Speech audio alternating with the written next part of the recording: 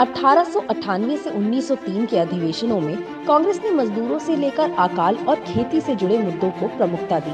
1898 के कांग्रेस अधिवेशन की अध्यक्षता करते हुए आनंद मोहन बोस ने आजादी के आंदोलन में उत्साह भरते हुए कहा था कि लोगों ने अपने लिए, देश के लाखों गरीब लोगों के लिए सोचने का साहस किया है और इसके लिए वो सरकार की नाराजगी झेलने के लिए भी तैयार हैं।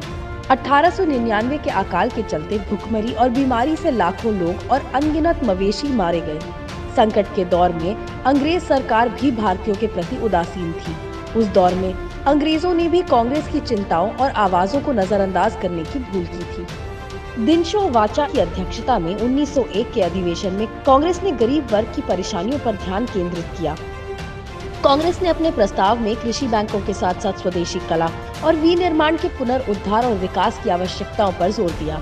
साथ ही कांग्रेस ने देश का पैसा बाहर न जाने देने की भी वकालत की और नए उद्योगों के विकास और सार्वजनिक क्षेत्र में भारतीयों के लिए व्यापक रोजगार का भी आग्रह किया।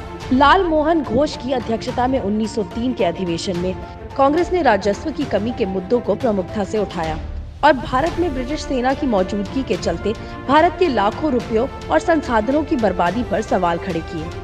नागरिक किसी भी देश की सबसे मूल्यवान धरोहर होती है। अपने देश और देशवासियों के अधिकारों के लिए लड़ जाने का भाव ही आपको धरोहर के रूप में जिंदा रखता है। उस दौर में अंग्रेजों की आपदा में अत्याचार और अवसर वाली मानसिकता के खिलाफ खड़ी होने वाली कांग्रेस वर्तमान संकट में भी इसी मानसिकता के खिलाफ खड़ी है।